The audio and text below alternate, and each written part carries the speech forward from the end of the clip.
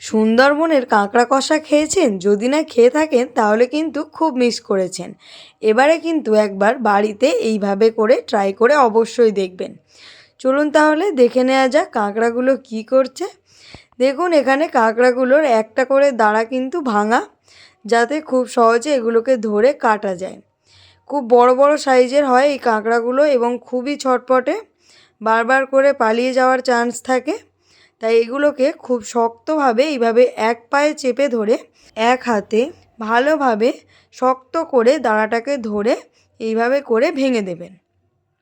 হাতের কাছে যদি দা বা কাস্তে ছুরি কিছু থাকে এইভাবে করে দাঁড়াটাকে চেপে ধরে পা দিয়ে শক্ত করে এটাকে ধরে হাত দিয়ে ভালো করে মোচড় দিলেই কিন্তু দাঁড়াটা ভেঙে চলে আসবে।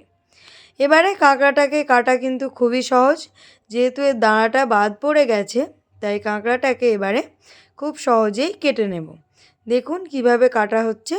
প্রথমে এর যে সরু সরু দাঁড়াগুলো থাকে সেগুলোকে আস্তে করে এইভাবে বটির মধ্যে চাপ দিলেই কিন্তু কেটে যায়।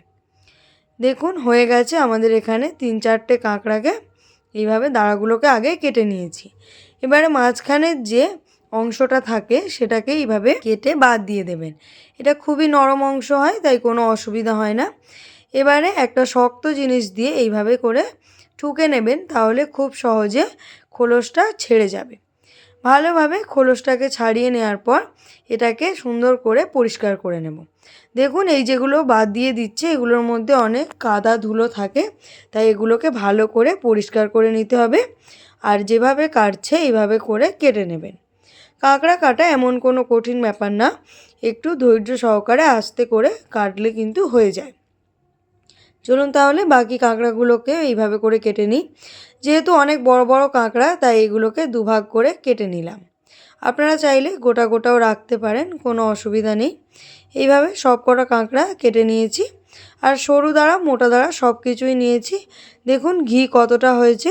ঘিগুলোকে কিন্তু আলাদাভাবে বের করে আলাদা জায়গায় রাখবো, একসঙ্গে একদমই রাখবো না।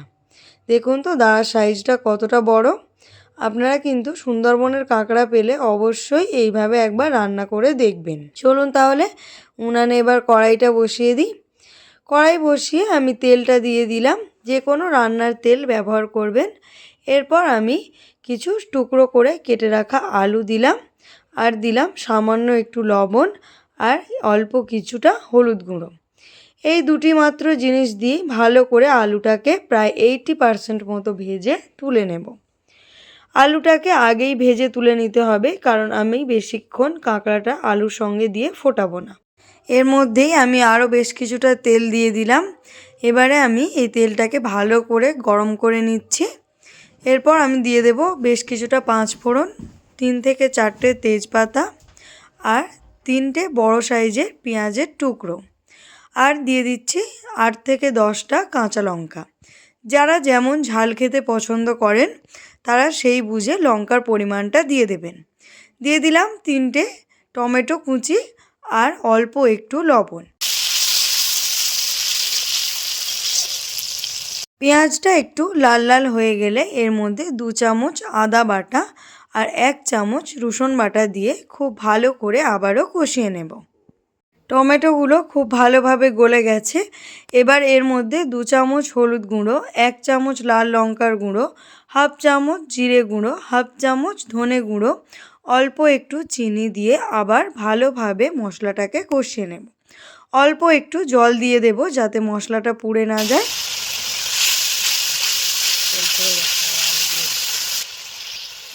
মশলা থেকে ভালোভাবে তেলটা ছেড়ে দিলে ভেজে রাখা আলুটা দিয়ে ভালোভাবে নাড়াচাড়া করে নিতে হবে প্রায় মিনিট 5-7।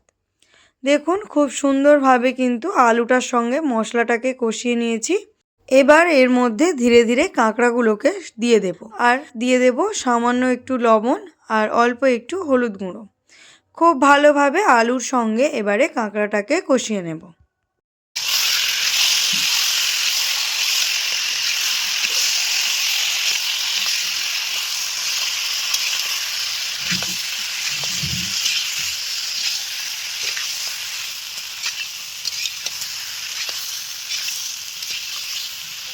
কাঁকড়ার যে ঘিগুলো আলাদা করে তুলে রেখেছিলাম, এবার সেই ঘিগুলোকে দিয়ে দেব। আগে দিইনি যাতে ঘিগুলো ঘেঁটে না যায়, তাই জল দেওয়ার ঠিক আগের মুহূর্তে ঘিগুলো দিয়ে অল্প একটু নাড়াচাড়া করার পরেই সামান্য একটু জল দিয়ে দেবেন। আলু যেহেতু আমাদের 80 থেকে 90% কুকড, তাই বেশি জল দেওয়ার দরকার নেই। অল্প একটু জল দিয়ে মিনিট 7-5 এইভাবে ফুটিয়ে নিতে হবে। ফুটিয়ে নেওয়ার পরেই অল্প একটু গরম মশলা ছড়িয়ে দিচ্ছি। কাঁকড়াকে একদমই বেশি ফোটাবেন না, তাহলে কিন্তু ভেতর থেকে সমস্ত কিছু বের হয়ে যাবে এবং কাঁকড়ার টেস্টটাও একদম পাল্টে যাবে। দেখুন আমাদের রান্না একদম কমপ্লিট হয়ে গেছে। আমি এখানে নামিয়ে নিয়েছি। কতটা সুন্দর দেখতে হয়েছে দেখুন। খেতে কিন্তু অসাধারণ টেস্টি। অবশ্যই একবার এইভাবে সুন্দরবনের কাঁকড়া কষা করে দেখবেন। খেতে ভীষণ মজাদার, আর আলু দিয়ে তো বাচ্চারা খুবই ভালো খায়। ভিডিওটি ভালো লাগলে লাইক, শেয়ার, সাবস্ক্রাইব করে চ্যানেলটির পাশে থাকবেন। আর দেখা হচ্ছে পরের একটি ভিডিওতে। নতুন কোনো ভিডিও নিয়ে আবার খুব তাড়াতাড়ি চলে আসব। সঙ্গে থাকুন, পাশে থাকুন। ভিডিওটি দেখার জন্য ধন্যবাদ। টাটা।